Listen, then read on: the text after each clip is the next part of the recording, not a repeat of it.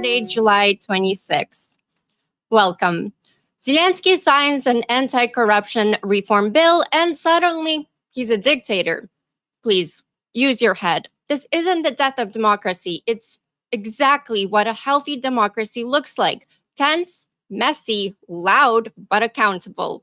Western leaders should be taking notes. Ukraine's anti-corruption agencies, born after Maidan, symbolic, yes, but too slow, too politicized, and in some cases infiltrated. So Zelensky is reforming the system. The new law gave the government more oversight over anti-corruption agencies, and after years of political scandals, some Ukrainians feared a cover-up. And Ukrainian media panicked. Peaceful protests broke out across Ukraine, a sign of freedom, not collapse. But Russia saw the opening it was praying for.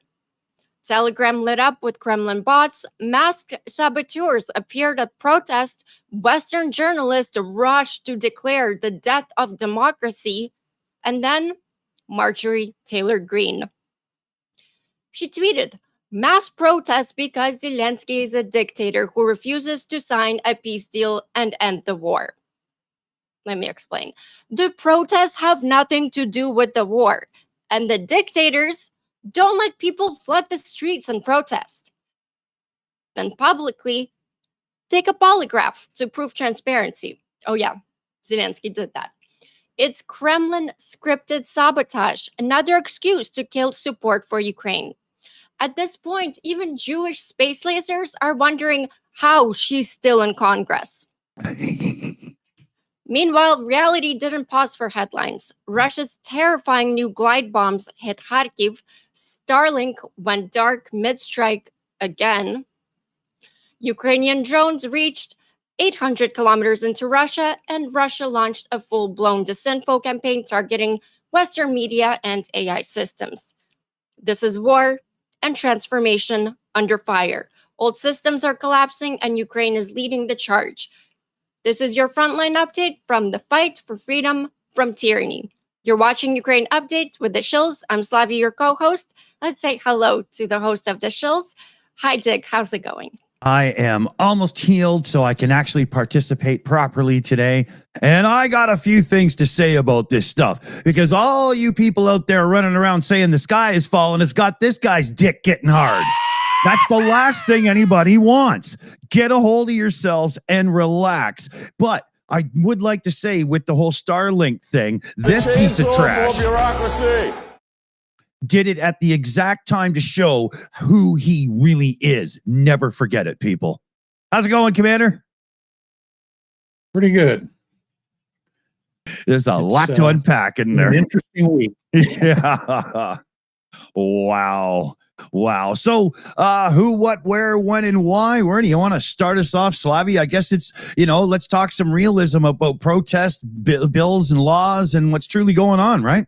Sure, yeah. Well, let me break it down what happened, because I like to make this simple. People like to make it super complex, including, I'm not happy with any of the YouTubers that are pro-Ukrainian either. They fucked this up royally as well, just like Ukrainian media. But let me start from beginning, what happened, so we break it down and make it simple for people. So President Zelensky signed Law 444, shifting oversight of Ukraine's top anti-corruption agencies, NABU and SAPO.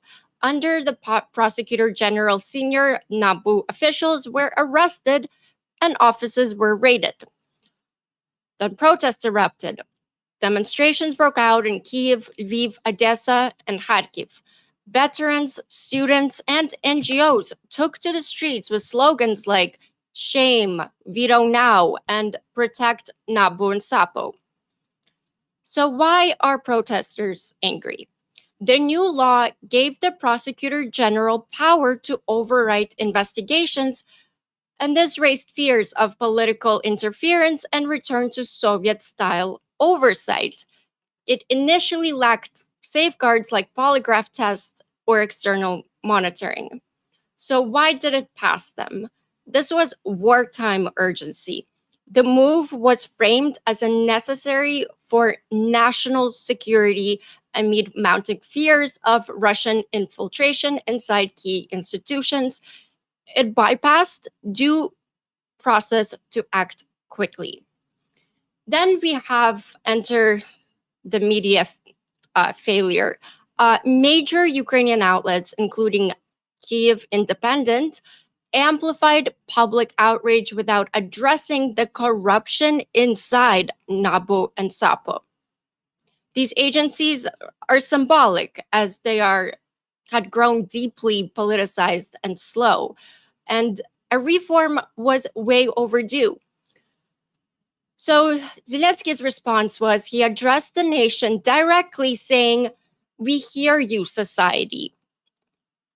None of Western leaders do this. He said, "We hear you," and proposed a revised draft that restored agency independence and added, though, polygraph vetting for top positions, basically for anyone that has like Russian family, any ties to Russia, they're going to get polygraph tested. Yeah. This is great. So this is where we're at now. NABO and SAPO endorsed the revised bill. Let's just leave it there. And then we get into it all.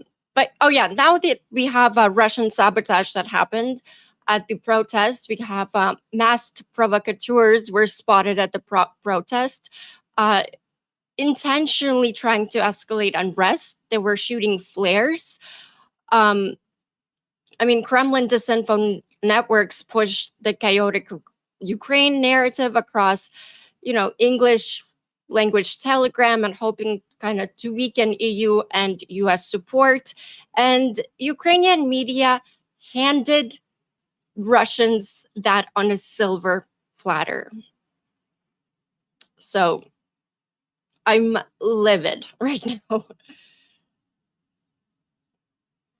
Yeah, it seems to me that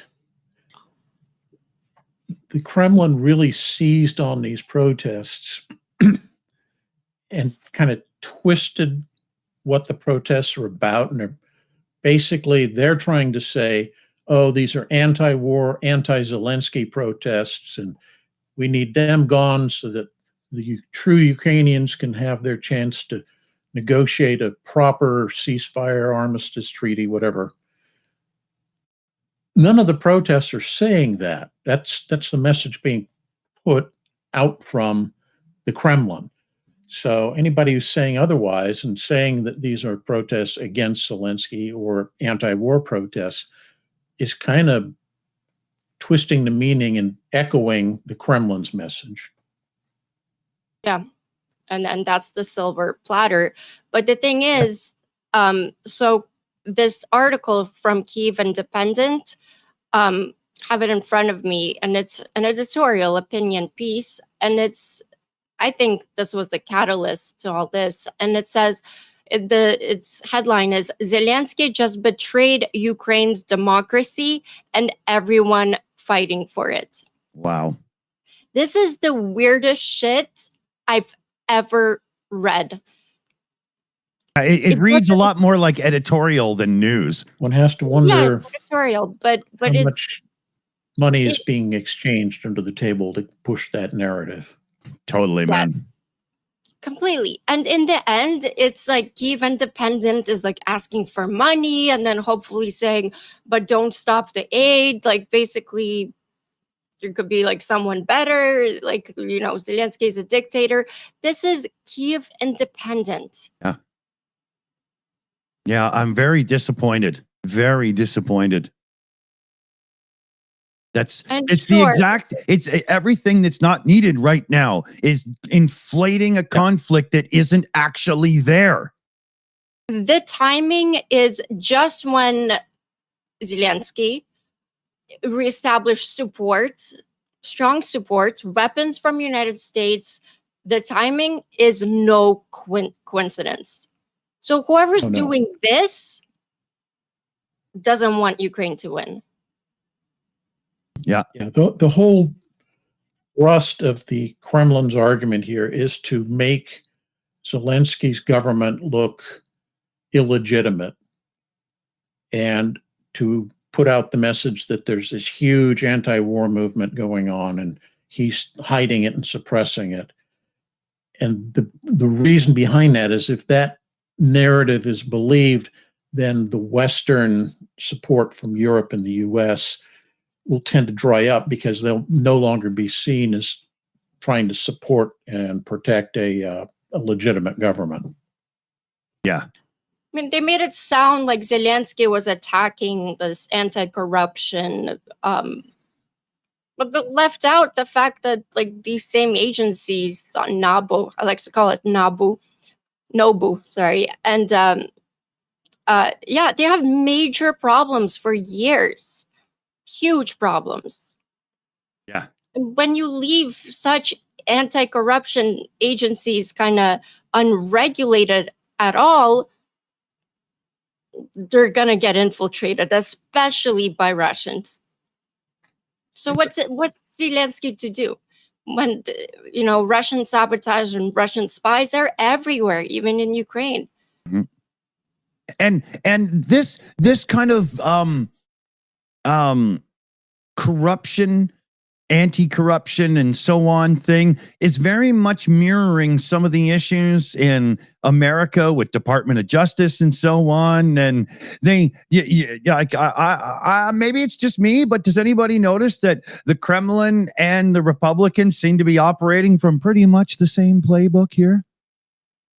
Oh yeah. Say it ain't so, Dick. Say it ain't so. Yeah, right? Completely scripted. But I gotta say, the Republicans or MAGA that understand what's going on, that are pro-Ukraine, Zelensky is reforming the government, kind of, but capably. Not what Trump was doing to the American government, because that's not capable. But reform is good. Yeah. So MAGA, like, if they really understand what's happening, they'll be like, well, Zelensky's doing the right thing. Mm-hmm. And then when we always are going to have national security and democracy going head to head, always. Yeah. So we should point out today is Car for Ukraine fundraiser. That's where all cash is going. So don't be shy, people. Chuck a couple in if you can. I know with everything going on in your average country and tariffs and pricing and stuff, it's not exactly the easiest right now. But we are oh so appreciative that we can collectively, make a difference and try to help. And speaking of which, I should actually go to Petra Olson, and you'll see that the message was missing, but it's Petra Olson. We all know the message. It's with love to Ukraine, and with love thou shalt be sent. Petra, thank you so much. I believe that was 269 Swedish kroners, no less. All right. Oh, I have a shout out too to Papa Dutch. Thank you for the super chat. Awesome. Saying YouTube super chats are censoring like a Russian. What is going on, YouTube?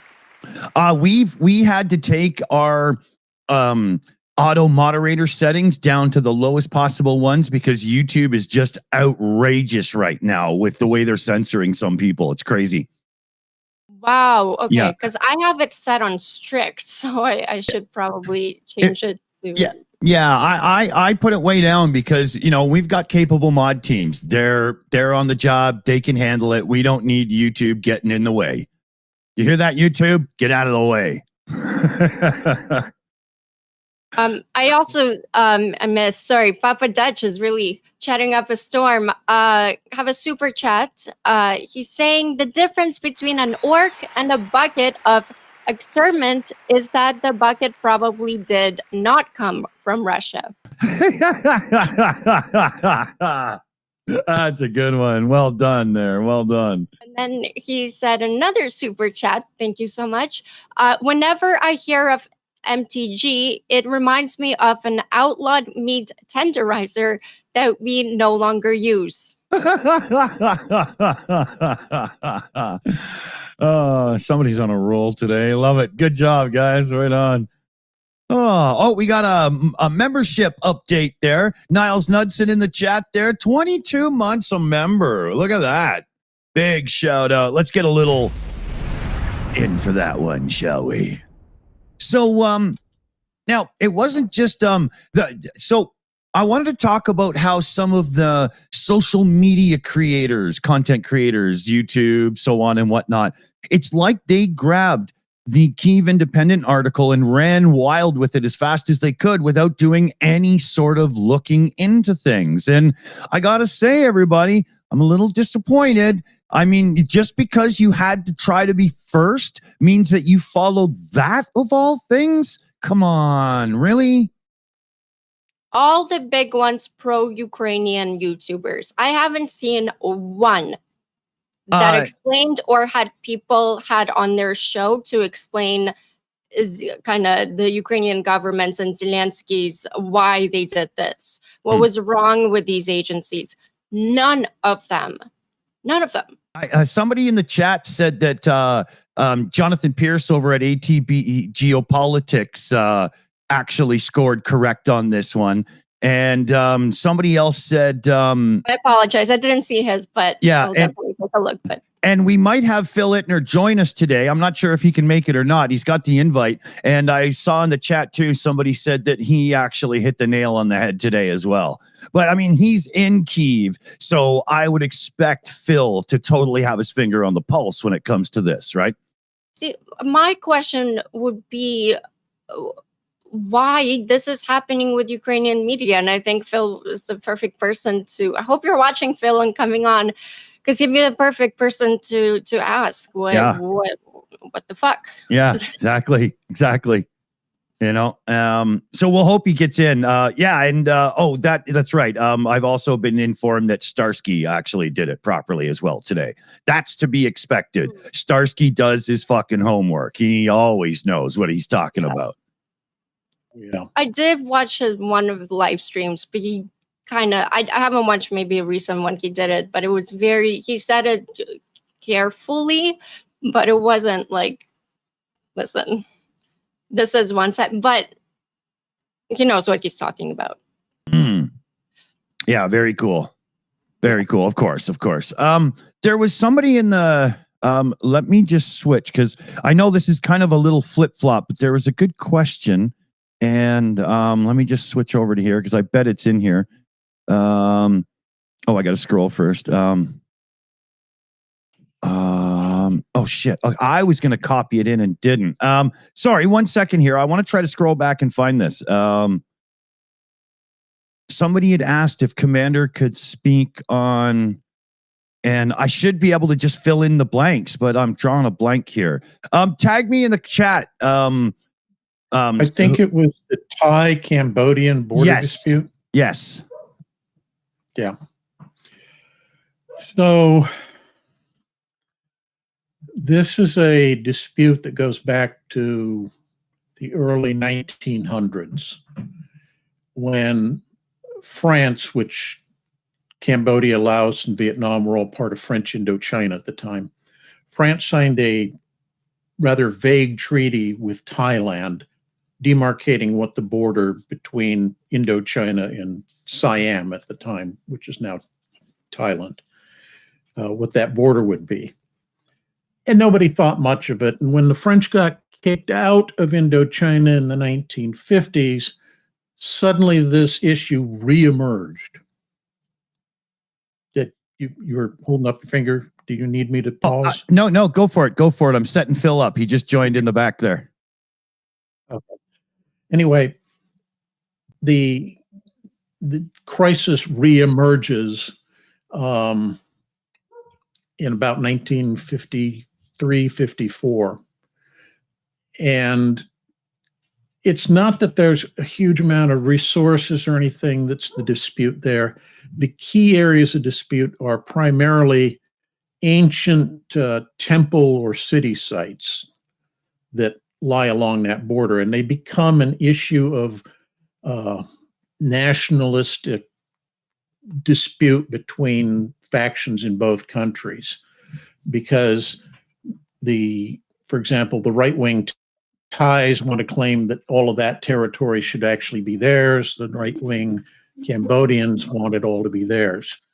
The situation came to a head recently, earlier this month, and they're actively fighting right now. Now, to be sure, if you go back and you look at it, there's been low-level skirmishing and fighting going on along that border since about 2004, 2005. But it's never made the news, but it's made the news now because it's actually major military units and cross-border attacks and so forth. Right. But it really all hinges on this arbitrarily drawn border that the Europeans forced on the area. Very much so. Very much so. Forced. Shades of Sykes-Picot. Yeah. Phil, welcome. How you doing there? Good to be back. It's been too long. Indeed it has, buddy. Commander, you read my mind. I was listening to you and I was going, Sykes-Picot. Good old European imperialism. To be fair, when the French signed that treaty, and I think it was 1904, they had done negotiations with the Thais, and everybody was happy with it at that time. Yeah.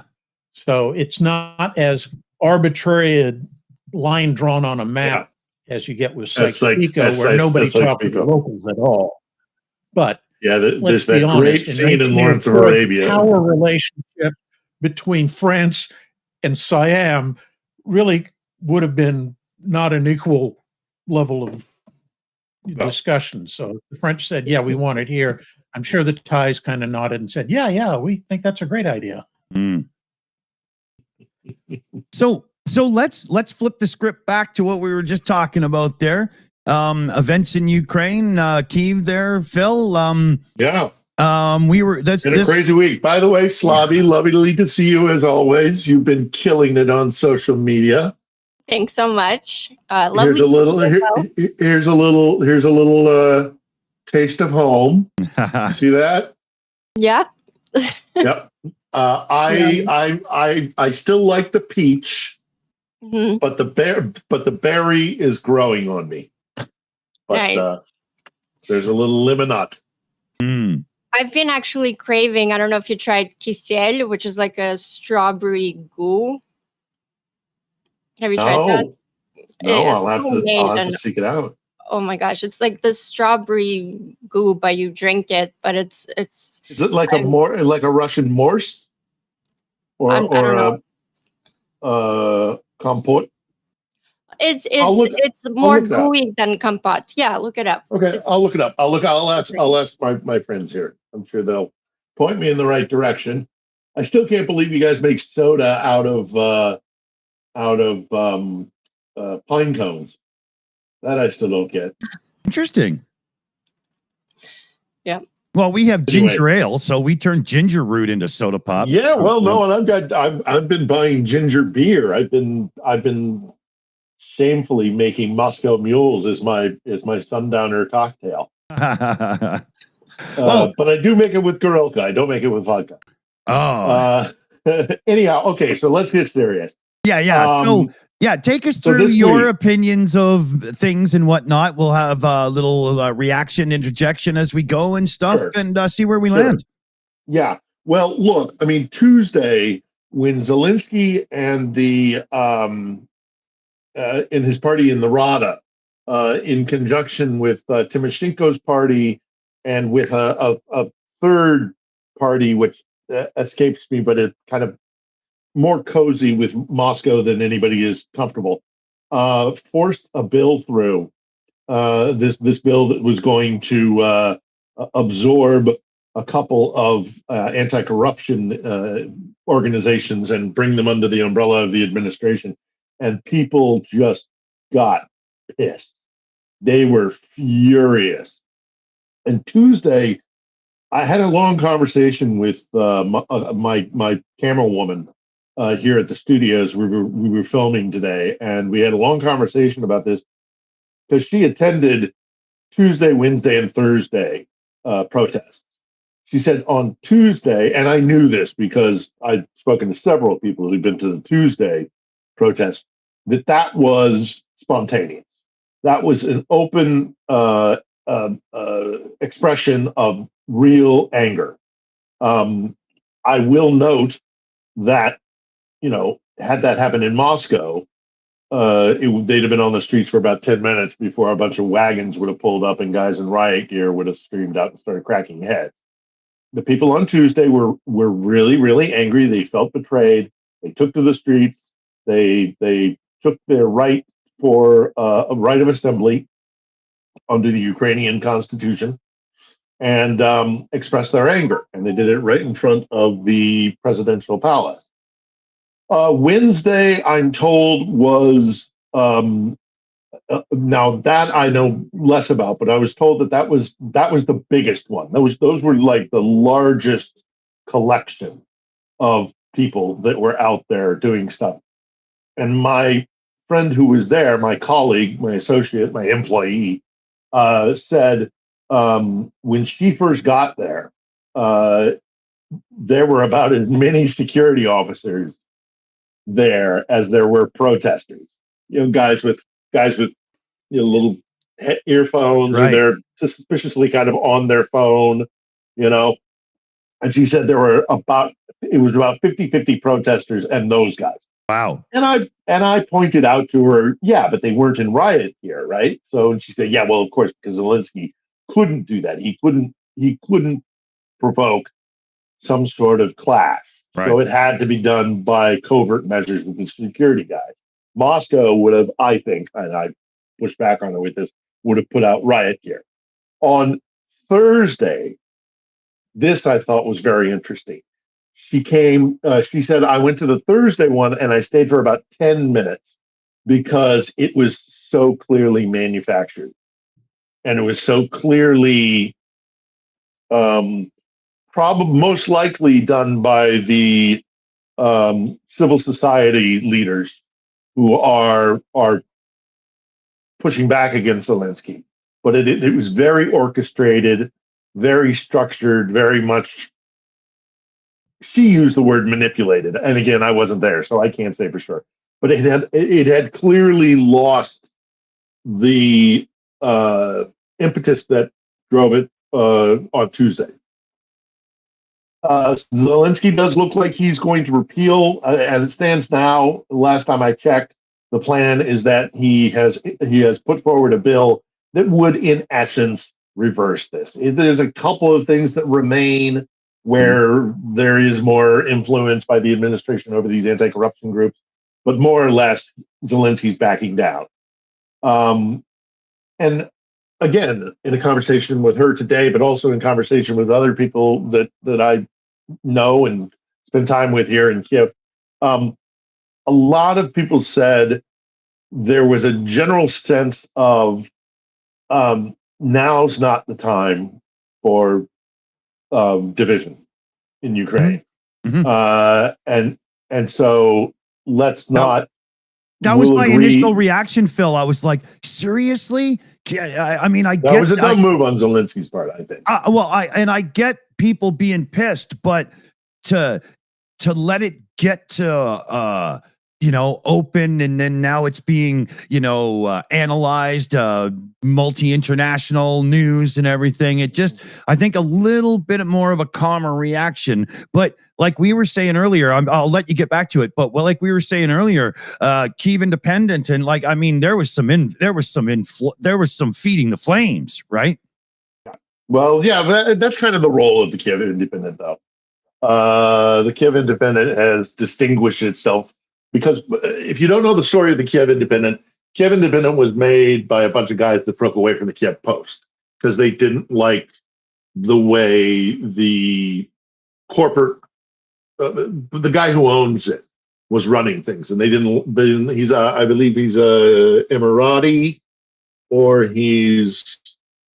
I forget where he's from, but he's not Ukrainian. Right. This is for him a venture capital thing at the Kiev Post, and so the Kiev Independent said, "Screw you. We don't like this. We're going to leave. And so they have been, and I'm not criticizing them for this. I'm just pointing it out that they have been consciously trying to be different than the Kiev Post by being far more aggressive in their criticisms. And so, yes, I mean, they were. I'll say this, in the Google rankings in Canada, I get the Independent more than the Post quite often. I'm sure you do. Yeah. I'm sure you do. But, and that's part of the point, is that they're trying to get this kind of attention because they're young and new and they're a little bit kind of rebellious. Yeah. Not that they don't look. I mean, look, Slavi, you and I talked about this when you were on the show. Is that Ukrainians will take the piss, and they will fight one another to no end, and they will fight the government. They'll be hypercritical of the government. But if anybody attacks, Zelensky, for example, like what happened in the Oval, no. And I have this week on the show, our guest is going to be we're in the process of editing it, is the Guardian's journalist Luke Harding. Oh, cool. And I've known Luke for years in the kind of former Soviet Union press corps, and in various war zones around the world. I knew him in Iraq and Libya and all those fun places. Spoke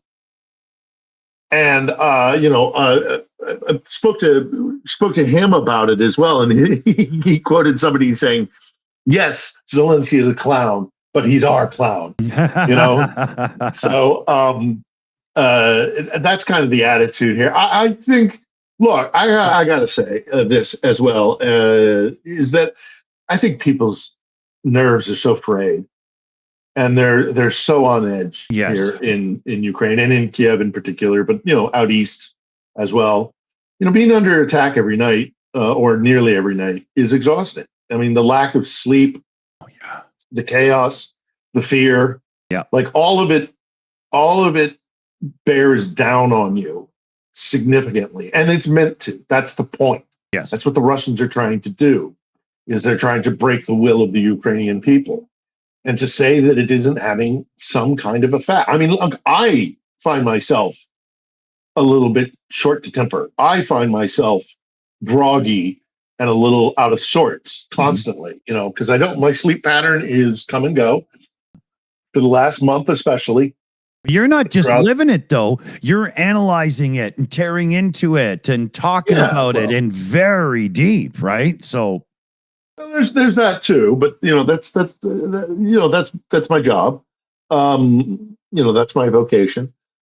You can see it on the faces of the people in the street. The raccoon eyes, the short tempers. I used to get really pissed off. You remember the period when everybody was saying, we're sending all of our taxpayer money over there and they're partying on the streets of Kiev. Well, that might be true.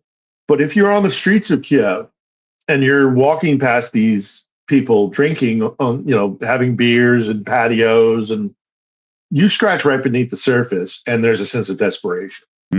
There's a need to let off steam.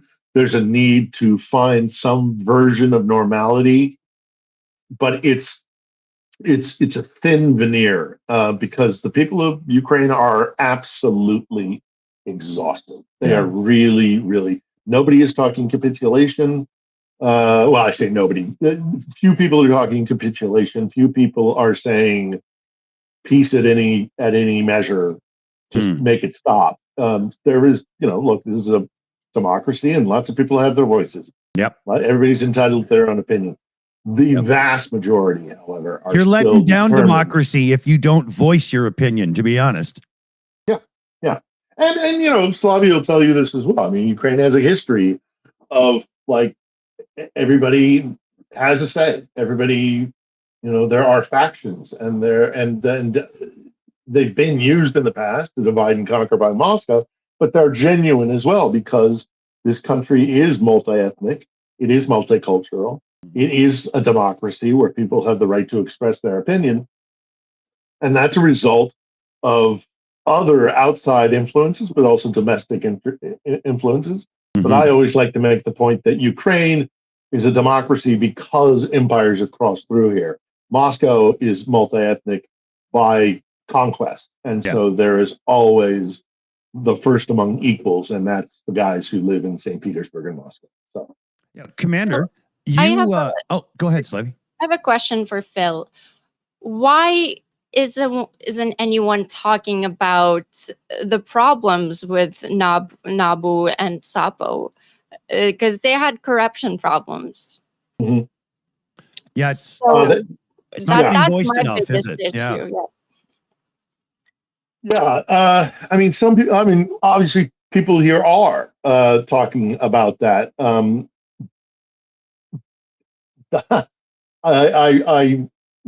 rely on talking to Ukrainians because they're always going to understand this country better than I am. They're Ukrainians. I have a certain perspective that gives me an insight that maybe they don't have as an outsider looking in. But at the end of the day, it's really I need to touch base with them on a constant basis, and I have heard this complaint about Nabu and Sabu, and also I've heard the complaint of you need to have them independent because of the past history of Ukraine, where centralized anti-corruption organizations, in particular the prosecutor's office, has been used in the past. It has been abused in the past when you centralize that kind of power. So it's this balancing act of having independent but uncorrupted and legitimate anti-corruption efforts, and that Yeah, it can't just that be are lip independent. service, right? It's got to be real. No,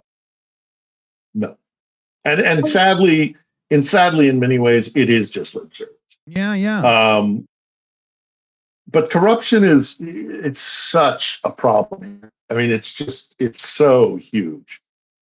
And it comes from Russia, by the way. It's the legacy of Russia. Yes, yeah, from Soviet Union. It seems like many Ukrainians that are on the outside are very much pointing out that Zelensky did the right thing, and then there were problems with Napo and Sapo because what he's doing is trying to get rid of Russian infiltration. Most of the media and Ukrainians on the inside are not even saying it. So there's this huge kind of divide, I guess, in opinions. So let me ask the two Well, of I you had this. somebody say to me today that there's also the issue that the borders are closed, and so if you're a man in Ukraine of a certain age, you don't want to be speaking out too vocally because you got nowhere to run. I don't know if I agree with that or not, but I have heard that expressed. So would you say that the real issue isn't what the reforms that were pushed through are, but the manner in which they were instituted is the real crux of the issue? Yeah, Commander, I think that was a real big part of it. There's no getting around the fact that the way this was pushed through the RADA and put onto the president's desk was extremely unusual. I mean, you never ever see a bill put forth in front of the RADA that doesn't go through several rounds of revision, discussion. It goes to the president's desk, and the president sends it back. It goes through more debate. These bills usually take weeks, if not months, before they're put to a vote, and this all happened in a single day. And the people I know that were most angry about this, and who took to the streets Tuesday night, a big part of it was, what are you trying to pull? So it could have been handled better, in my opinion. That's my opinion as an outsider, but living here. And unfortunately has one of the biggest things that I think is damaging about this is that it's fed the flames of those in the West, and I think we all know the kind of people I'm talking about. The Tucker Carlsons and the Marjorie Taylor Greens of the world. Yeah. Who said, look, who said, look, the Ukrainians have finally decided that they are fed up with their dictator Zelensky, and they're taking to the streets. That is absolutely not the case. Yeah, that's bullshit. That mood, that attitude is infinitesimal. It is 1 or 2% of the population. Yeah, that thinks Zelensky is trying to turn himself into a Putin. Except Kyiv Independent, they literally said that he's a dictator. Yeah, well, yeah. I mean, yeah. Again, I think the Independent is trying to get clicks. Yeah. It's not in his character. It's just not in his character. Well, and they won't. And he knows. I think he knows very well. And albeit, I agree that he is a little bit separated from the folks, the common folk of the country, sort of thing. He's the president. But he's better than a lot of other world leaders that I've been aware of and seen what they do to their country. But the Ukrainian, I think he knows very well. Most Ukrainians know very well they're not going to swap one autocracy for another. Right. They won't accept it. So the Kiev Independent. I mean, thank God for a free press. Yeah. If I may jump, I don't agree, but yeah, let me jump in with a couple of shout outs here. So Niles Nudson in the chat there had gifted out 10 Shills memberships. Thank you very much, Niles. We love our memberships around here because our members are the best members on YouTube. We've got SSW Custom Sewing in with a really good one here. Channel hop to Slavy's channel as well, everybody. Good shout. And then Wizard of Ooze comes in, and I do believe I'll get this correct if I say it was a hill this Ukrainian sacred cow must not die on. Well said. There was a little bit behind there, but I think we can all fit that in exactly where it needs to go. And then Stephen Walsh came in with $100 direct donation. Stephen Walsh. And he says, this is a good one. Lots of chatter about having Vitlenia on as a guest. I'm pretty sure I got that about as close as I'm going to get it out of my damn mouth, but I'm pretty sure most people know who I'm talking about. And I will get on that. So one of the mods, give me a reminder after, because you know me, squirrel. So keep me on it. I need the help. Big shout, Steve. Thanks so much. Awesome. I just wanted to give you a quick update before we switch over. Huge one, Steve. Awesome. The Summer Sunshine Car for Ukraine fundraiser, our little tally has gotten up to just about 1,500 euros there. And the fundraiser itself is at 232,000 euros, which means that right now we're in overtime trying to get even more in, because I do believe the goal was 220 or 230. So there's the numbers for you right there. Let's see if we can't just get a little extra in on that, shall we? Yeah, I'll go back and check everything out in a little bit. Let's flip back to conversation mode. I do have a couple of super chats as well. We have a question from SSW Custom Sewing. Any word from Vita of Think Ukraine as a guest? So yeah, we've got a few people to contact coming up, because there's some good suggestions being thrown in, and we will definitely do our best. Yep. Also have Papa Dutch super chats. Commander Macmillan, I heard something about Laos recently also. Could you repeat that? Commander Macmillan, I heard something about Laos recently. Laos. Laos. Cambodia. Okay, sorry. Yeah. Oh, sorry. Yeah, I was going, what are you talking about?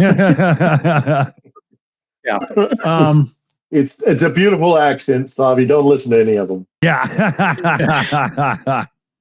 That's one where I could have got it right. Damn it. And just don't ask me to pronounce all the Ukrainian village names. I'll botch that terribly. Yeah. I should be the one, Yeah. I haven't heard that Laos is involved in the current fracas, but it wouldn't surprise me that if they see Thailand and or Cambodia distracted with the current mess, that they might try to push their own agenda and hoping that they could get some concessions. So I'd have to research that to be able to answer it honestly. I can't say much about it right now. I also have a super chat from Papa Dutch saying, Philip, good to see you. And another one from Papa Dutch. I wonder if YouTube censors the word moonshine. It better not. How else are our Southern viewers going to talk to us?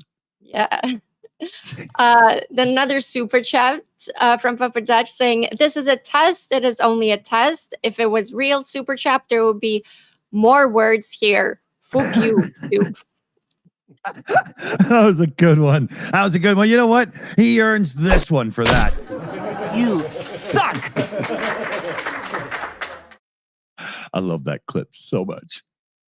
And we're gonna get to questions as well, but YouTube is got rid of a bunch of pro-Russia channels as well. That was this week's news. Oh. So maybe that has to do with anything. If that's the case, why this is happening, I'm okay with it. Okay. Yeah. One more shout out here. SSW Custom Sewing coming in on this side again. Well done, son. Well done.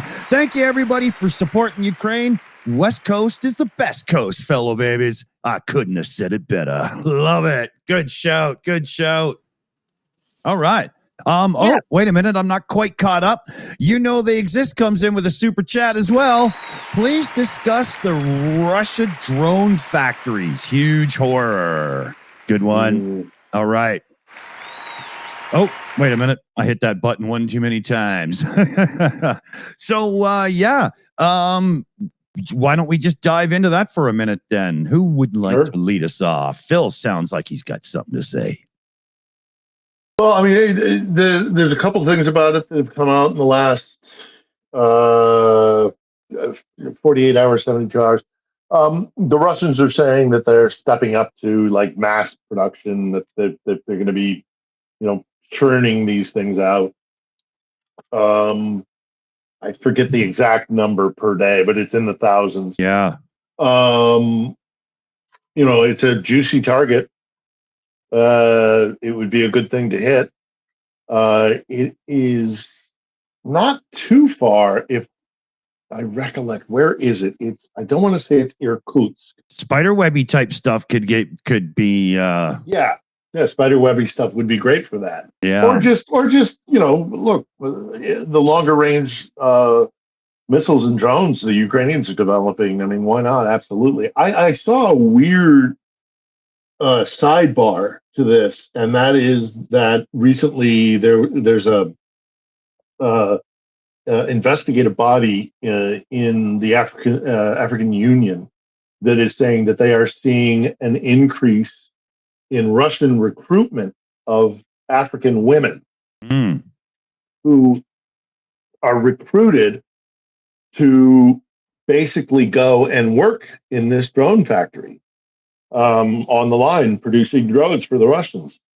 And of course, they play on the monetary thing. They play on the you can travel the world, come to Russia, we'll take care of you sort of thing. So there is some concern there as well about where they're getting their labor force for this factory. Because, of course, a lot of the men are being called up and sent to the front. So, or might be getting soon called up. Right. So they're looking for labor, which I think is an interesting little indication about how things are going in Mother Russia. Also, But a yeah, lot this of is a Cubans. nasty factory. Nasty Yeah. factory. I think also a lot of Cubans that Russia You'd be surprised. is the most. Cubans, I wouldn't be terribly surprised if there's quite a few North Koreans. I mean, but Russia has used North Korean labor for, I mean, God, when I was living in Moscow in the late 90s, we heard stories of, train loads filled with North Koreans being brought in as seasonal workers. I didn't realize it went back that far. Yeah, they've always had that kind of relationship. Moscow's always had that kind of relationship with Pyongyang. Yeah. This makes me laugh. Russia now kind of they do like they let Russians travel to North Korea like for vacation and stuff. Yes, I've seen that too. I've sent vacation packages to Yeah. North Korea. Lovely. Yeah. Who wouldn't want to go to North Korea for vacation? Oh yeah. The Russians do apparently, and it's like high society Russians too, kind of the oligarchs and stuff. The only people that would actually have an interest in having a holiday in North Korea would be astronomers, because you got dark skies, like no light pollution anywhere. Yeah. We do have a lot of questions, so Let's dive into some for sure. Lisa said, what about the politician who brought the legislation they passed? This guy only wants to speak Russian, so it's really strange. Yeah, this is from that third party that I couldn't remember the name of. And it's not a large party in the Rada, but yeah, this is a guy who is openly as openly as you can be in Ukraine, kind of leaning towards Moscow as kind of like, our brother nation sort of thing. And, it still exists. It still exists, think of how things went in the Irish rebellion and the revolution and the subsequent civil war there. I mean, colonization is a really insidious thing. It can get into your brain, and sometimes you don't even realize how you're acting as a colonized individual from a foreign empire. So I mean, we had the black and tans, for example, in Ireland, and I think there are some elements in Ukraine that are residually still kind of like we were better together with the Russians, and empire wasn't all that bad, and we would be better suited to being partners with Russia. We're always going to have to live with them. We're always going to have to deal with them. I think They exist. That's mostly coming from older kind of Soviet nostalgia people. Yeah. You rarely hear this attitude being expressed by anybody under the age of 40 or 50. Yeah. So, I mean, it astounds me. Frankly, it astounds me that they're able to be fifth columnists in that way. I know if I mean, I don't know. I mean, okay, here's an example. The British in World War II. I mean, they locked up Mosby, the British fascists, because we're at war. Shut up. You're giving aid and support to the enemy. And it shocks me that there's still people out there. I mean, there's a handful of them. This guy, the politician, there's another kind of pundit / politician who's facing, I think it's embezzlement charges. And he says it's politically motivated. And, but, he's also somebody who has openly been supporting Russia's right to be,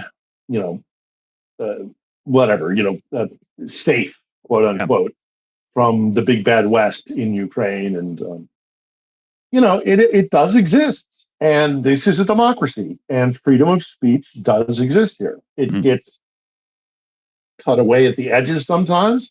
Sometimes I do think there's some abuse that happens when maybe somebody gets overzealous in shutting people down because they think they are dangerous. But then again, you have to balance this out. So yeah, this party. Oh, screw it. I'm just going to look it up.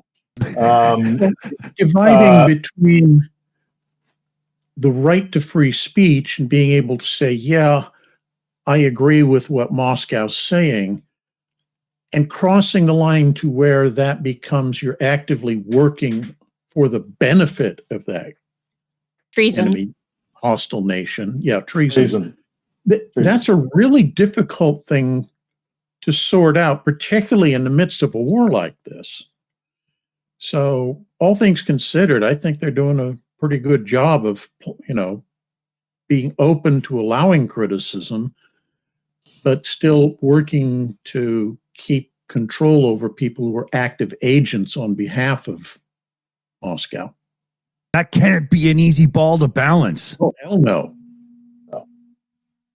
No, it really isn't. But again, I do point to the fact that these protests that happened were not violently put down. I mean, they had the right to assemble. They assembled. They expressed their anger and dissatisfaction, and nobody slapped them down. Was it Zhelezniak from Kholos? No, that Kholos isn't openly pro-Moscow. It must be somebody else.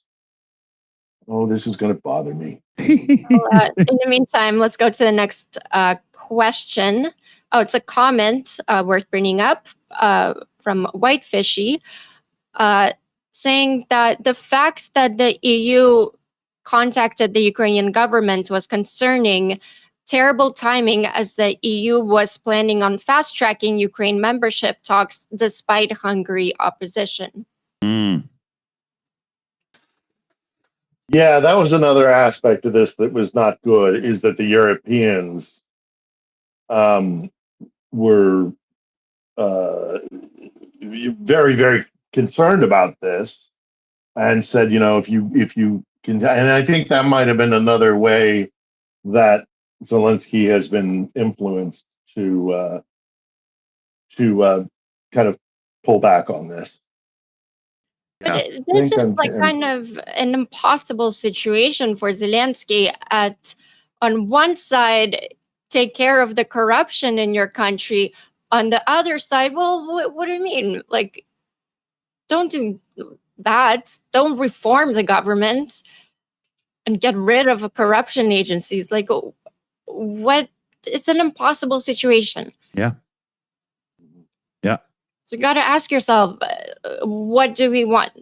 Like, because sometimes maybe the people don't know better.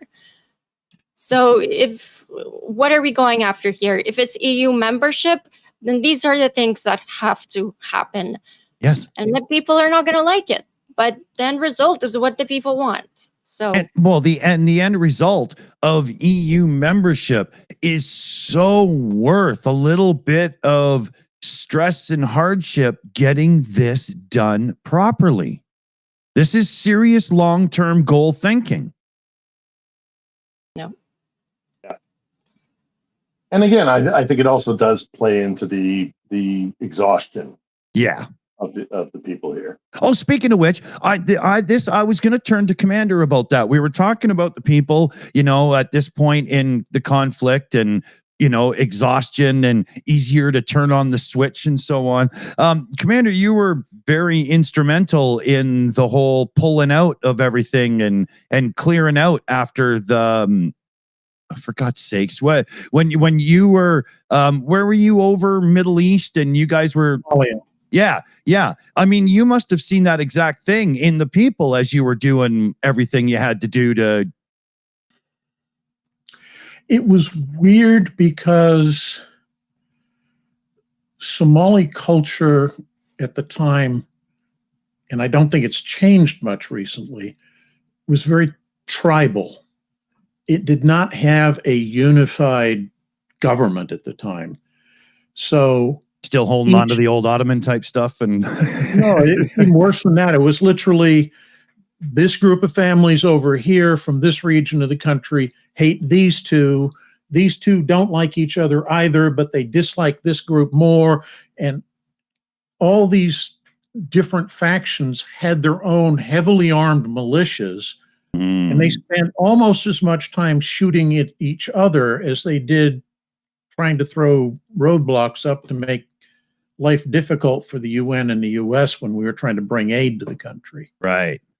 I don't think you have that kind of same issue when you're dealing with Ukraine, because you do have a national government. It's relatively unified. People have a national identity of being Ukrainian, whereas Somalis did not have that. Everything was, I'm from this tribe or that tribe. Yeah, so it's okay. But if you push the buttons the right combination, which Moscow is trying to do, you can create that kind of disharmony within a national government. Yeah. So it's something you have to be aware of and be cautious about when you're in a situation like you are right now. Right. It's also like the situation with the churches. The Ukrainian Orthodox Church is not a church. It is a fifth column led by a patriarch in Moscow. And, an agency, not a church. I wouldn't call it a church. Yeah, it's a fifth column. Yeah, it's not, it's the same. We're all dancing around the same thing. It's trying to balance fighting for the ideals of the better country and the democracy while you're under direct threat by somebody who would use that democracy against you. Well said. How do you balance? How do you square that circle? Or circle that square? I'm not sure anybody has the true answer to that. Right? Yep. Sorry, Slavy, I cut you out. Yeah, next question. Oh, it's okay. We have a question for Phil. Was the protest spontaneous or the last straw? On Tuesday, it was 100% spontaneous. People were furious.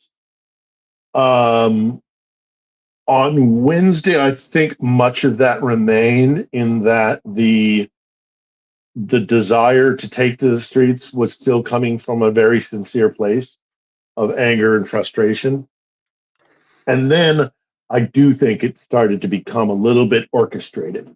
And now that Zelensky is kind of, looking like he's gonna back down, he's gonna put forward a bill. I think it's going to be put forward on the 31st. That's my understanding. Kind of more or less reversing this with certain things that will keep certain powers in the general prosecutor's office. But no, this was at least on Tuesday. I mean, Tuesday for sure, because I was here and I was in contact with a lot of people who were saying we're taking to the streets. That was 100% motivated by real, sincere emotion. And I think it maintained through Wednesday. And then it started to kind of become more political, and I think people were starting to you think have all about the gains. kind of opponents to Zelensky's party and all those guys. It's always like that, I think, in Ukraine. Yes, it is. Yes, it is. Yeah. Next comment is from RP Marson. Was there any evidence to suggest that Zelensky might have some intelligence info that there was a threat to Ukraine's national security? By the way, Zelensky did a polygraph test. Yeah. So. Yeah. And I mean, his innocence on what. Yeah. And I've seen Servant of the People. He's not that good an actor. So. Oh no, He's a better comedian than he is an actor. No, I'm just kidding. I have watched an episode. It's in our Plex server for those that have access to it. But I just thought it was a great. It's not a bad little show. Yeah, it's not a bad little show. Yeah, that was more for the gag, Yeah. Yeah, he's very smart in it. He structured it very well, and I think it struck a chord in Ukraine because the way it was set up is that there would be a storyline A, and this is nothing new in television, right? So there's a storyline A, but beneath it, subplot. There's a subplot which always every episode allowed Zelensky to take out about 5 minutes of the show and make a political speech. Oh, it was really, really well done. It was a smart show. If you're looking to get political points, because you're entertaining somebody, you're it's a little bit farcical and kind of it's not exactly highbrow humor, but it would culminate, like 2/3 of the way into the show or halfway to the show. Zelensky's character would get to a place where he would be able to deliver a lengthy political speech about corruption, about the war in the East, about Ukrainian national identity, all these kinds of things. And they were clearly political speeches. So it's a good little show. Yeah. His whole kind of political career, starting from the show, was kind of based around fighting corruption, being anti-corrupt. His whole kind of political party was fighting corruption. So it's crazy to believe that all of a sudden Zelensky is, during wartime, throwing that away while he's being under the microscope internationally, would all of a sudden turn around and do some sketchy shit. There's two things about that. Firstly, he also, another major part of the show was Ukraine's aspirations to join the European Union. There's a whole plot line that runs throughout the entire program, the entire run of the program, of him trying to get into the European Union. So that's a major part of it as well. But this whole anti-corruption thing, you're absolutely right, Slavi. Although I have heard it said, a lot of people, I've heard it said, I don't know how, this is just, anecdotal, that some people are saying, well, it's not really Zelensky. It's the people surrounding Zelensky who have been benefiting from their proximity to power, and that they're the ones that are the problem. They're the ones that are trying to hamper anti-corruption efforts. It's not Zelensky himself, but rather the fact that he has a support team around him that are doing some pretty dodgy stuff. Well, I mean, and show me one political party on this planet that doesn't have at least one or two corrupt individuals in it, and I'll call you a liar. He just reformed and he made his cabinet the smallest that Ukraine cabinet has ever been. I think it's only 18 ministers. So he is trying to take care of it as much as I guess people allow him to. Yeah, Slavi, it's Ukraine. Everybody has an opinion. No. Everybody's got a theory about why this is happening or that is happening, or what's the right course and what's the wrong course. It's when Ukraine. I came on to your show, my quote was, if Ukrainians didn't like Zelensky, they would get rid of him. Yeah. Well, it's true. Yeah, it's true. If they really, really had a problem with Zelensky, they would get rid of him. Yeah, man, they're tough folk. They're not just going to stand there and be walked on. Are you kidding me? I mean, I go back to the Kiev Independent, which I think is it's a solid paper, and I know people over there, and I've met several journalists that kind of work over there, and Did you read the piece, the actual article? the one about him turning into Putin, and no, I perused. I just kind of skimmed it. It's the weirdest shit ever. I don't know. It's an editorial, but it was like asking for money in the end. Like, they're trying to. They're a fledgling newspaper that's trying to break free from the Post, to be a little bit edgy and kind of, we have there's nobody we won't criticize. We're going to go after everybody, sort of attitude. And I think part of that is to be kind of a little bit, edgy and, controversial, so that people gravitate towards them. Yeah. I don't want to be too dismissive of them. no, it's okay. I can be, though, because it's tough. It's tough. That's just, her soil. She can say it. And woe be it that I say anything in Slavi, because as we all know, what is it, Slavi? All Ukrainian women are witches. Yeah. And you have to be respectful of them or they will curse you. Baba Yaga. That's true.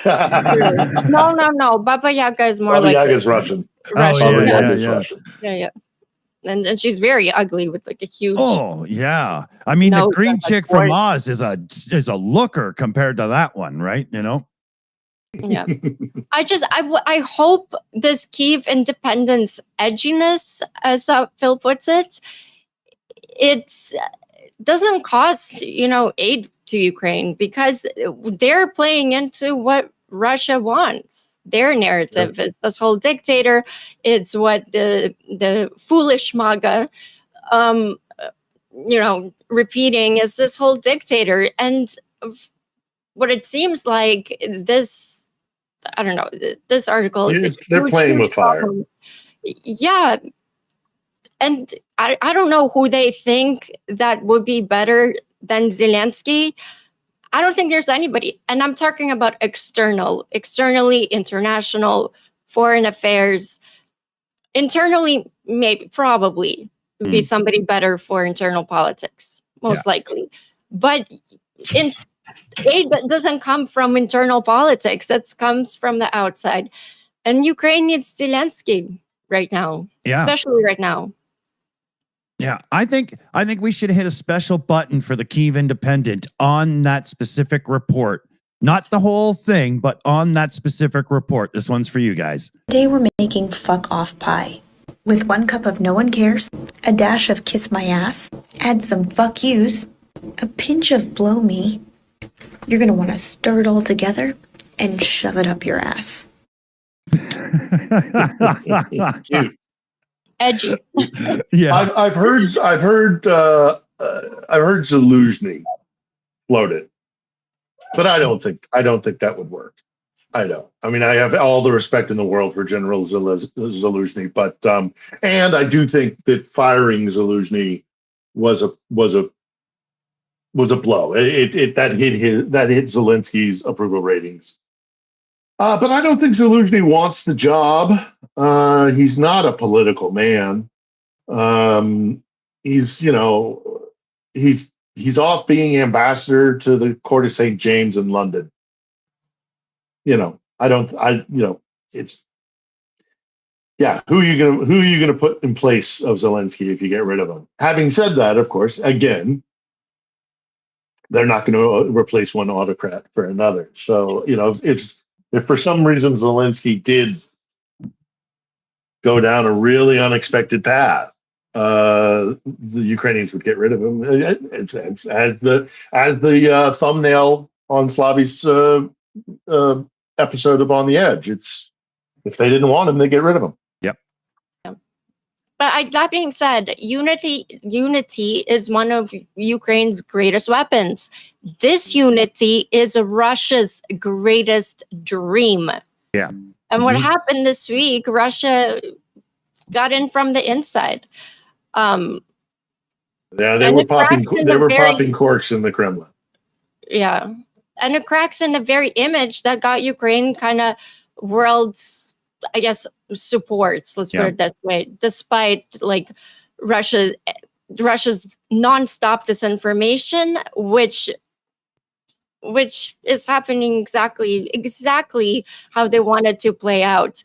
And some analysts, like, kind of in predictions, and I didn't believe this would be true, they're saying that if anything goes wrong in terms of Ukraine losing, it would need to be from the inside. And that's why this worries me a lot. Because well, there's a historical record of this. This is not unknown in Ukraine's history of not a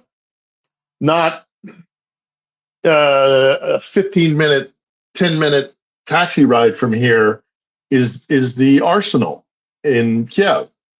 And in the war of Ukrainian independence, 1919 to 1921, one of the reasons why the Ukrainians lost that war is because they had Ukrainians that took money from the Soviet, from Lenin.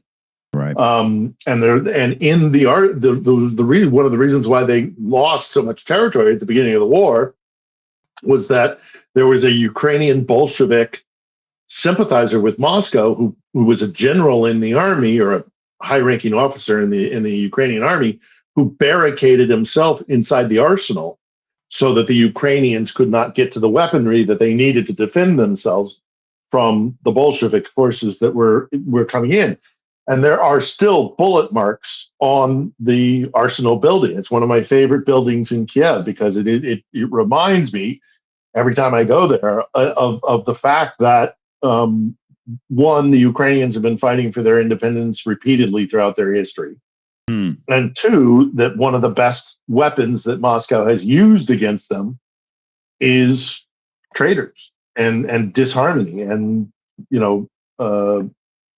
getting Ukrainians to betray their own country. So, yeah, I hear everything that you're saying, Slavi, and I share your concerns. Again, I'm gonna keep beating that dead horse, but it's balancing the two things. Yeah. Bill, actually, it's a fantastic point. Now that I think about the history, like going back to the Cossacks, every time that Ukraine did the deal with the devil, Ukraine lost territory. Ukraine lost a lot. Every time they looked that to the east, to the Russia's direction, and there's always, one person that was doing like, okay, we'll give in. We need help with Poland. We need help, fighting whoever. On the other side, we look to Russia, and that kind of leads to one of the, most of the tragedies that did happen to Ukraine over, the whole history, basically. So divide and conquer. Yep. Couple of shout outs we can do here before the next question. We've got our own super chat, Matt, in the chat there, the crazy super long username with the cool symbols. And he says simply, Zelensky for the win. Love it very much. Very much. Good shout. And then Niles Knudsen came in with another 10 Shills memberships. Bounce, Mario, bounce. Yeah, I love the memberships, Niles. Thank you so much. You're like the membership gifting king of YouTube for sure. And then we had White Fishy One, come in with a $20 super chat. Great show as always for Car for Ukraine. Oh, into the fund it will go then. Plus, we had Stephen Walsh come in with another direct donation, $26. And he says, you all look very well. I got you some. Well, thanks, Steve. You're legendary for the big donations around here.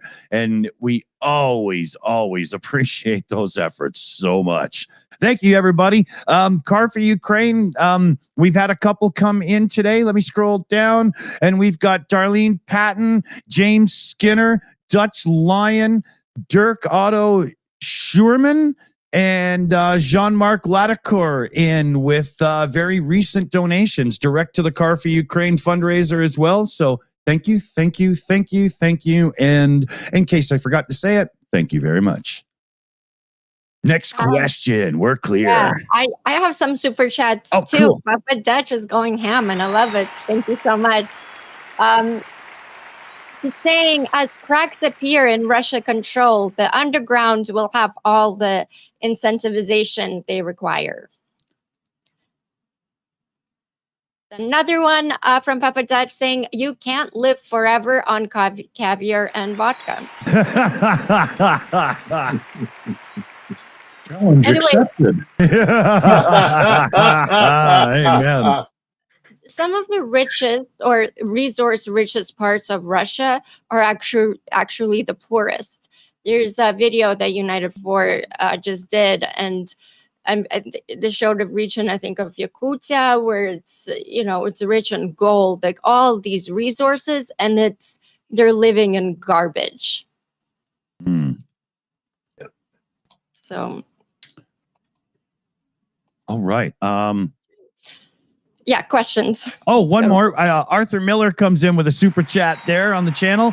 Sorry if I talk too much. No such thing. Because if I had to think that way, there wouldn't be a show.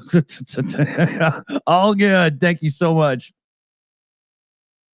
Okay, I got another one, or missed it.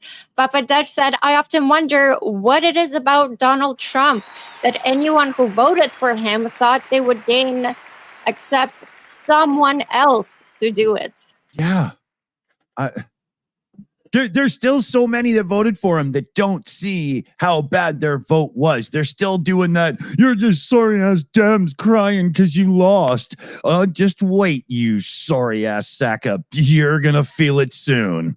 I think at this point, a lot of it is the stick it to the libs thing. Yeah. Yeah. They really don't care how badly they get hurt as long as you're hurting too. Yeah, it's unbelievable. Yeah, and Trump's whole thing is identity politics. He stands for revenge, and that's why people love him, I guess, from that side. Yeah, his whole style of campaigning worked well in social media because everybody likes to have 3-sentence little fights as if you can say and sum up everything in a tweet or whatever, right? That was actually not bad for him. Sadly, I gotta say, is revenge really worth it when you lose your job, I know. health care? I don't know if it's equals, you know? Yeah. I think that's not a very smart question. You had that queued up, didn't you? Oh, I knew it was coming. That sounded a little too. I'm like, what? It's a good soundbite. Yeah. Let's get to questions. There's a question from RP Marson. Was there any evidence to such? Oh wait, asked that one. Sorry. Next one is it wasn't me. Question for Commander. Do you know how much damage the Ukrainian drone strikes do to the Russian military infrastructure? I heard that maybe the effects are rather small, unfortunately. It depends on how you define small.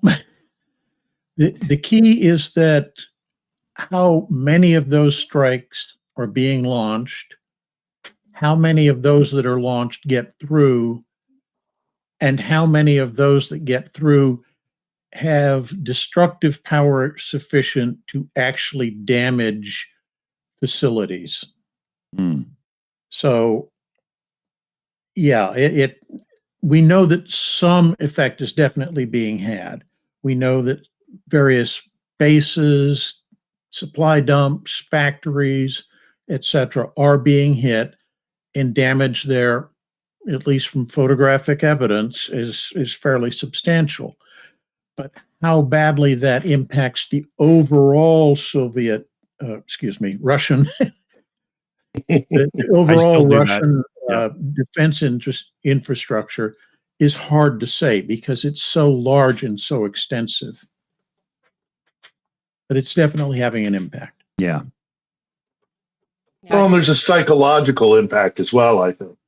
Yes. Last week's episode, we had on a Russian author who actually is in your town, Slavi.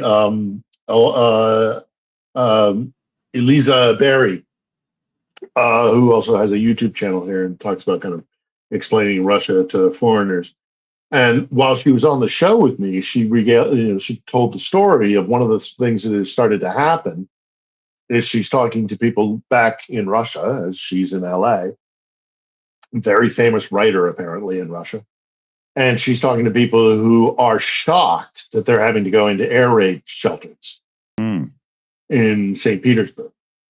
And one of the reasons why Putin rose to power was that he promised that the chaos of the 90s would never return.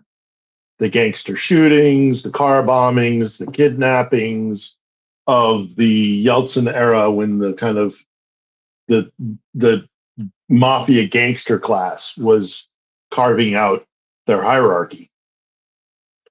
And Putin came along on a platform of, I'm going to stop all this violence. I'm going to stop the chaos in the streets of Russia. Well, now they have Ukrainian drones dropping on their heads in St. Petersburg. So there's a psychological effect, aside from the infrastructure damage that's being done. Although I know that there are stories out there and analysis out there that says it's not having an effect. I don't believe that. I think it is having an effect. I mean, hitting the oil infrastructure in particular, but also the military infrastructure. I mean, for God's sakes, they can't have the Black Sea Fleet in Sebastopol because of Ukrainian nautical drones. Which is hugely of impact to Russia, because so much of this war is about access to a warm water port. And if you can't base one of your four major fleets in a deep sea port on the Crimean Peninsula because of Ukrainian drones, then that's a significant strategic loss for the Russian Federation. So, yeah.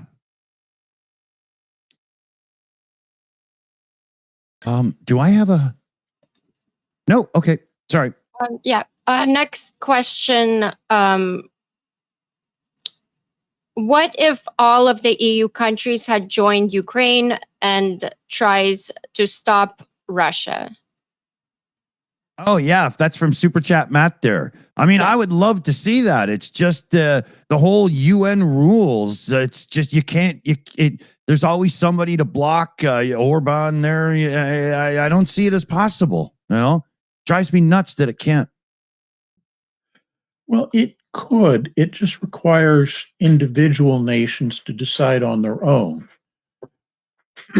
And the problem there is that, let's assume this is just a for instance, this is not something that would or could happen, but we'll say for argument purposes, let's assume that Poland gets tired enough of all the stuff that's going on between them and Belarus and Russian posturing and missiles overshooting the border and such, and decide to go actively involved in the war. Because they're essentially declaring war independently, then Article 5 cannot be invoked by them to bring in the rest of NATO. So in theory, if Russia decides to use that as a pretext to launch major strikes on Poland, Poland doesn't have the support of all its other allies. So that's why everybody's very reluctant to do that. Now, going back to the hypothetical, what if NATO / the EU had gotten involved from the very start? All I will say is look at the problems that Russia's having right now dealing with just Ukraine on its own. And then bring in all of NATO's strength, especially the air power element. Yeah. And, there'd be NATO troops in Moscow by now. Oh, yeah. And that would be the cold key to it, is that air superiority. That's right. Yeah. And that's a major part of it, because NATO doctrine is built on the assumption that you will establish air superiority relatively quickly. Right. Ukraine has not been able to do that at all throughout the course of the war. They've been able to establish air parity. Mm. And it just it blows me away. yeah, The Russians and Russian military doctrine. You know, I went to war with NATO force. I've been an eyewitness to war with NATO forces 4 times in my life. And the very, very first thing you do is you get air superiority. oh yeah. Because Oh, once you have that, it's a done deal. It's now everything else is predicated on that almost. Yeah. I mean, you can have an insurgency that'll ultimately beat you. Look, when we had air superiority in Iraq before we went over the berm. Yep. But ultimately, there was an insurgency, and the Iraqis drove the Americans out. Mhm. So in essence, winning. So, but the Russians genuinely do not emphasize air superiority. They emphasize artillery, the god of war, is what they refer to it as, and they rely on mass numbers of soldiers and just overwhelm the enemy. Mm. That's literally their military doctrine. Those are the things that they prioritize. That's only one NATO. step removed from and Khan. going back to Peter the Great. Yeah. Yeah, yeah. I mean, like going. No, you're absolutely. I mean, this, so it stuns me that they don't have air superiority. That the Russians haven't. I mean, they've tried and failed. Yep. But they've tried and failed in no small part because, again, they don't emphasize those parts of their military. They rely on big guns and lots of conscripts. Yeah. It's just in the 21st century. Yeah, they just pile up their own until they're like sandbags. Hey, now we got something to hide behind. Here we go. Right? It's just That's what do we got here for time? We're live for an hour and 33 minutes. So I'd say we got about 15 minutes. Let's squeeze a few more questions in and whatnot before we Then I'll go Lisa back is to editing. asking a polygraph test for what? That's when reference to Zelensky. I mean, to test it for anti-corruption. What else would it be for? Yeah, I think he took a bunch of questions pertaining to, doing the right thing and so on. I don't know specifics, but that was my assumption. Oh, is this a polygraph test? What? I need more context, but why did Zelensky test a polygraph test? Yeah, like what was the reason for the testing? What did they test him on? Yeah. Same thing if he's doing any side deals, which I think is ridiculous, but yeah. gotta set an example I think there were some questions about how he got the bill passed, and did he use undue influence on how to get the bill passed, and did he basically jury rig the thing? Right. Yeah, and he passed, so I'm good with it. I was good with it before the damn test. Nobody had to convince me. Yeah. Well, I think because he's also, I guess, establishing this polygraph test for, I guess, the officials at NABU and these agencies. So we'll have to be kind of an example and set it. So it kind of goes with the, I guess, the mandate of this new rewritten bill. Yeah. And frankly, it might have been a little bit performative. Sure. I wonder. I wonder if Star Wars fanatics on YouTube are getting confused if people are using hashtag Naboo in their reporting on this. Right. Every time I say Nabu, I'm thinking Nobu, which is a great, way too expensive sushi restaurant here. It's really good though, and I'm really hungry. But I'm getting there now too. We have a question for Phil from Duncan Stewart. Can you explain the invading forces bringing 13 trucks meant for cremation? And whom? Oh, this thing. This is so cynical. He's not making the accusation Ukrainians did that. He's referring to the Russian cremation trucks. He I must think so. Yeah. I don't think the Ukrainians would put it. If he's making that claim, I want to see receipts. Yeah. I know. Yeah. The Russians did this for a variety of reasons. We knew that they did this at the beginning of the war, and I don't think it has stopped. Part of it is simply to, at least a large part of it, is to just get rid of the bodies. Just there's too many bodies, and shipping them back home is a bigger cost than just putting them in a cremation truck. The second thing I think is even more cynical, and that is if you don't have a body, if you don't get a body back, if you're a family that has a soldier and you live in Omsk and you are dirt poor, and so your kid took the $4,000 a month or whatever it is to sign up and go fight in Ukraine, with the understanding that also if he dies in combat, you will be rewarded with a pension of one grade as opposed to another. So if they can get rid of the body, they can claim that soldier as MIA as opposed to KIA. It's just gone. We don't know what happened to him. Maybe he got captured. Maybe he's deserted. Right. Maybe he's, got killed, but there's no way of, finding out because whatever, the chaos of war. So they take these bodies, they throw them in the cremation trucks, and there's no response. And so instead of getting a pension of, I don't know what it is, $1,000,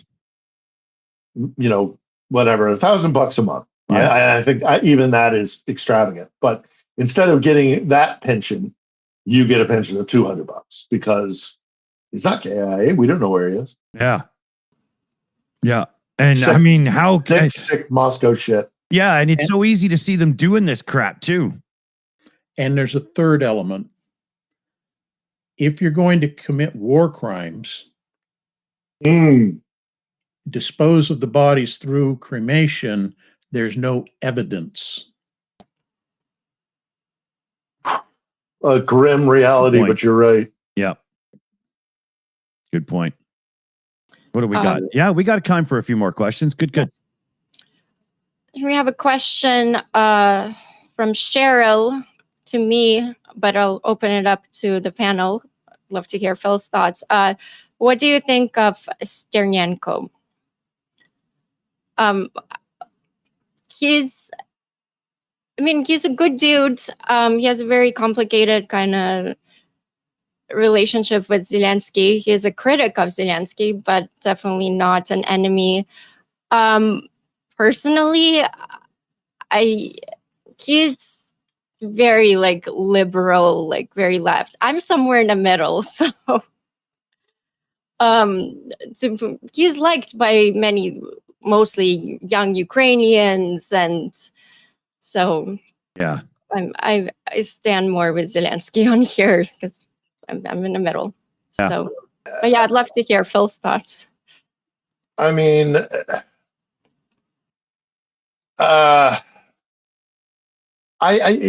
he's almost kind of like a horseshoe activist. He kind of comes so far around the other way that he ends up being kind of a problem. I'm not a fan. Again, he's got every right to do what he does, say what he says. But I think he does more harm than good. I don't have an opinion on this. Not enough knowledge. I like the idea of somebody being a slight pushback force, but still within the confines of working together and not truly enemies. So looking at it from that perspective, to me, it seems like it's probably healthy in the end. The relationship, so Commander, any thoughts? No, not really.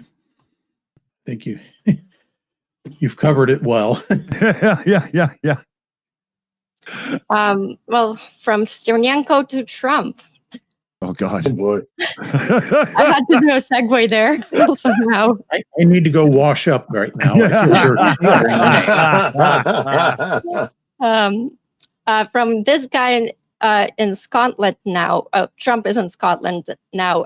Speaking from Scotland, there's a lot of campaigners against Trump being kept away from him on his visit to the golf courses, I believe. Yeah. Wanting him to F off. I wish I could do a Scottish accent there, but weird. He is in talks at his golf place with 5,000 Scottish police guarding him. Wow. I bet every one of them hates their job right now. Oh yeah. And the Scots are so good at insults. Oh Yeah. yeah. They're so good at it, and I'm sure that if he was ever anywhere near a real Scotsman who could speak his or her mind, they're so their humor and their insults are so biting. Oh, He would yeah. just be skewered. I'm watching a Scottish show right now, and Scots. I'm definitely learning what Oh, they're yeah. like, and Yeah. I They mean- can be intense when they're pissed off, Oh yeah, which is Yeah. most of the time. Yeah. Yeah. At first, I had to really focus to understand what they're saying, but then once I got into it, I'm like, oh wow, that's good. Yeah. Yeah. Yeah. Yeah. I see a lot of similarities in the spirit of the kind of Highland Scot and the kind of Cossack. Yeah. Yes, Is that yes. they do not suffer fools lightly and don't piss them off. Yeah. Oh yeah. Yeah. The show that I'm watching is Outlander, and Oh. and I actually was thinking, I'm like, wow, the Highlander history is very much like Cossacks. Long history of fighting for freedom, and I that's why I vibe with the show so much. I'm like, this is great. I Yeah, love that- period pieces, by the way. That's kind of the nerd in me. So. Oh, cool. I was about to add that to our Plex server. So yeah. It's a I ju- love story, but Oh, there's a about few Scots. people asking for it, and I just Just that it threw. doesn't show. I was going to say my only complaint with the show is that it doesn't show the amount of fractional or factional division within the Scottish clans. Yeah. Oh, okay. Yeah. The Highland versus the Lowland, the Lords. Oh, hell, versus even within Commoners. the Highlands. It's Yeah. like, Yeah. I hate your guts and I'm going to kill you, man. Yeah. Well, do we all know the joke about how copper wiring was discovered? Hmm. Two Scotsmen fighting over a penny. I haven't That's heard that. awesome. That's great. Well, in Scotland, you get yourself so pissed off that you have to go drinking. And that's when you get really pissed off. So, Well, okay, we're coming on time here. So maybe Slavy will take us around so we can all say our goodbyes, hellos, whatever the hell you want to do. Sure. Let's start with Commander Macmillan. Final thoughts?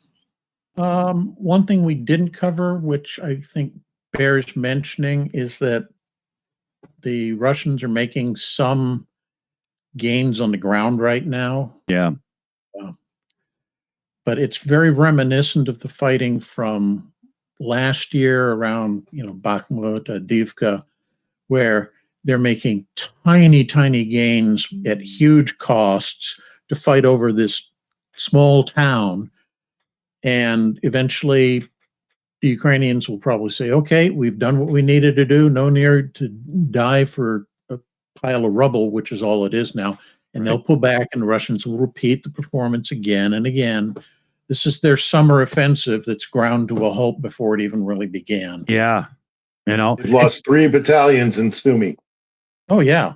yeah. Just, Your average snail is faster. yeah. Right. Yeah, it's an old joke from Starsky. If you've been watching us long enough, you know it. You know it. I'll also add to that, Commander.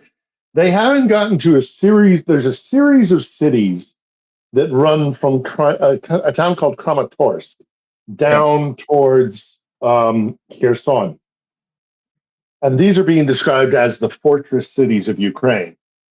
They fought and lost mass amounts of men and material fighting for places like Bakhmut, Avdiivka, Chasiv Yar. These are towns that are built for maybe 60, 70, 80, maybe 100,000 people. And I'm not saying that for the amount of people. I'm saying that for the size of the city itself, the the locality there, Right. what they're built for. There are these cities like Kramatorsk, which are built for 150, 200, 250,000, much less a city like Kharkiv built for millions. Mm. They don't have the capacity. They don't have the manpower. They don't have, and also, it's been well pointed out that even if they do take these places, what are they going to do with them?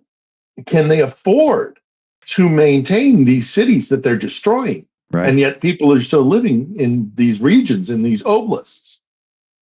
Even if they were to have to take these places, they couldn't maintain them. They wouldn't be able to afford it. And you'd have to put a police soldier or police soldier militia or whatever on every street corner in every hamlet.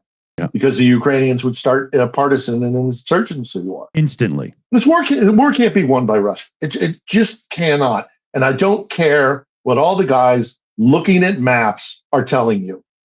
War is not just about maps. Okay, there's so much more to it, and they cannot win here. It is an impossibility. Yeah. And it's just a matter of when do they realize, and how many Russians and Ukrainians have to die before that happens. Yeah, and that's kind of what I'm saying is that, yeah, they're making gains to take these small towns, but the reality is the losses are just continuing to mount up, and that, as we've seen, is causing problems in the civilian sector because they don't have workers to run the factories and produce goods. Mm-hmm. And it's made worse by the fact that those people who could stay back and do on the factories are being drawn into the fight, not necessarily through conscription, but by these huge bonuses they're talking about awarding. So, well, I can work for, I'm pulling numbers out of my ass here, but bear with me, $1,000 a month at the factory, or I can get $4,000 a month at the front line. Right. Mm-hmm. $4,000 that the coffers in Moscow are getting drained every month for the and hundreds those of coffers, thousands. to make it very clear, they're tapping into their currency reserves.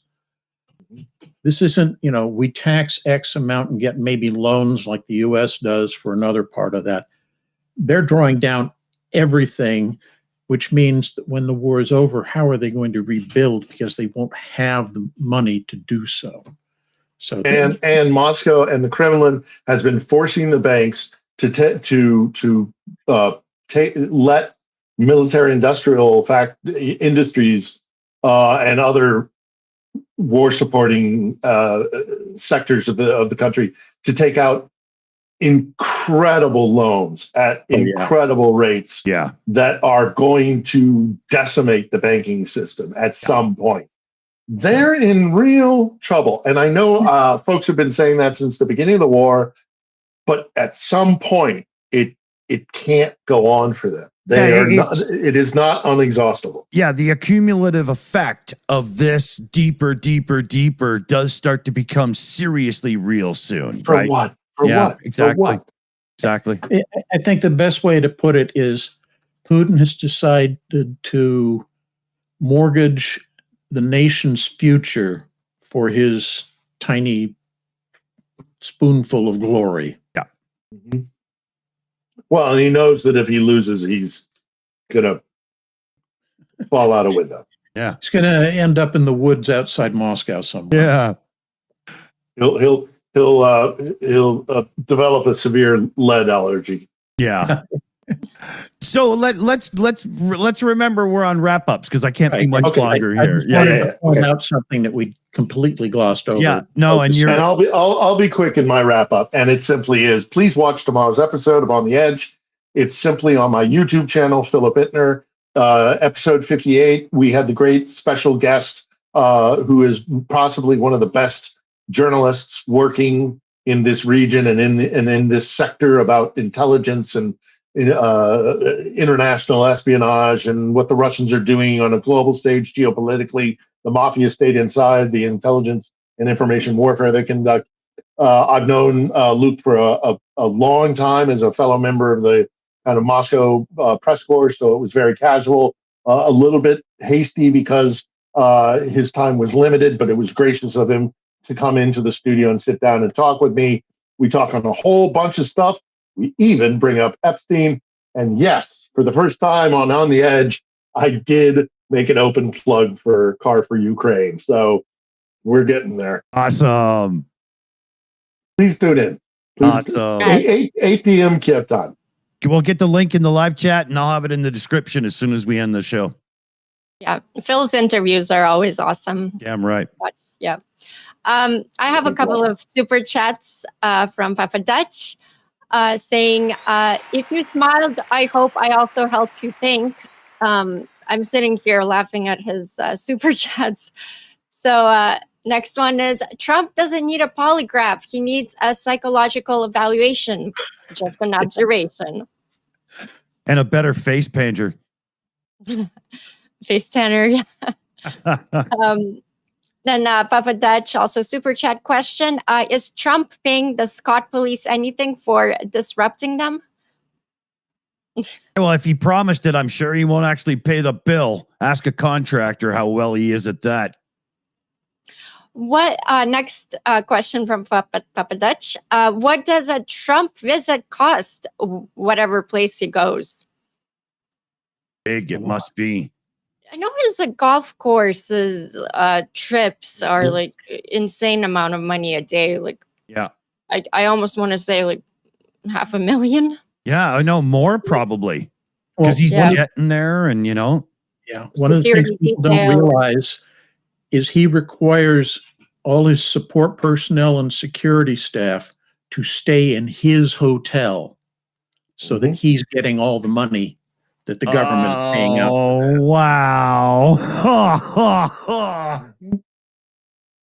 It's just another soupçon of corruption on the side. You know? Oh, God, why am I not surprised? I guess we're just going to, the Logan Act is just going to be, it's the Logan Act, isn't it? That you can't benefit from the, I guess we're just going to suspend that for. Well, I'll throw that out with the Constitution because nobody's reading any of it now in the Republican Party anyway, right? So, Slavy, what do you think? Yes, I'll say my final thoughts. By the way, my final thoughts have no reflection of anyone here, just my personal thoughts on especially Kiev independence. So, Which? yeah, burn me. Real democracy isn't clean or quiet. It's messy, loud, full of protest, correction, and confrontation. But unlike Russia, where dissent means prison, in Ukraine, it means progress. In the middle of war, with missiles falling and cities under fire, Ukraine still made time for protest, for feedback, for course correction. That's not instability. That's what freedom sounds like. Yep. And So if you're true. new here, don't forget to hit subscribe, comment, like, and share this with somebody who still believes that truth matters. I want to say thank you so much to the moderators of both channels, the team in the background, the panel, of course, for being here, and all of you watching for showing up for truth and for Ukraine's fight, not just for itself, but for all of us. Because Russia doesn't stop at borders where there's chaos, death, and unrest. Russia is there. So we must fight it everywhere with weapons and with words, on the front lines and on the interwebs. So those who donated to the cause and to this channel, thank you so much. You're the reason why we can do this. Unlike Kyiv Independent, by the way, don't donate to them, donate to us. I'm joking, but also I'm not. We go deeper and we protect Ukraine's image because victory depends on it. This is how we win, with truth, with unity, and with each other. So on that note, God bless America and Slava Ukraini. Oh, Herom Slava. Well said. A quick shout out here at the end because I don't want to screw it up. Logos Fabula in the chat joined in as a Shills Master member. So huge shout out to you there. Thank you very much. And today on the Shills account was Mexi Girl's first time running the account for us. So great job. Very cool. Everybody throw some love and support in the live chat there. We also had Annette, Chris Lundy, Shayna Caldwell, Liam Wakefield, PJ CNET, Carpazi and the AI Alchemist, Jose Cervantes, and of course, Super Chat Matt as well. Thank you for the support, everybody. Like, share, and subscribe. I always forget to say that crap, but I'm Canadian. Self-promotion isn't really what we do naturally. And thanks for joining us. See y'all soon. Before I go, though, let me just do one thing. Shall we do? We've got secret technology here at the Shills, and we're going to do the honesty test on the Kyiv Independence Report.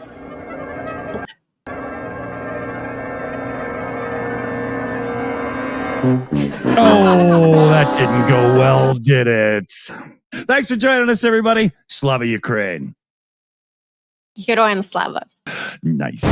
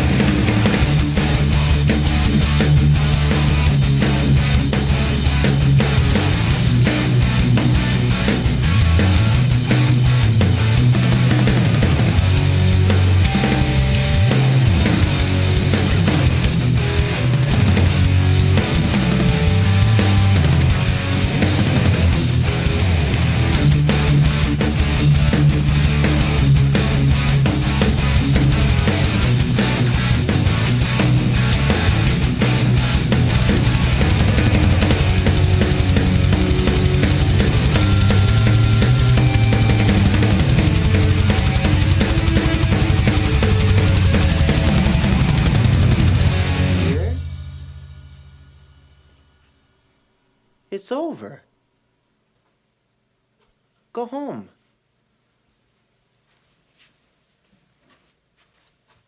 Go.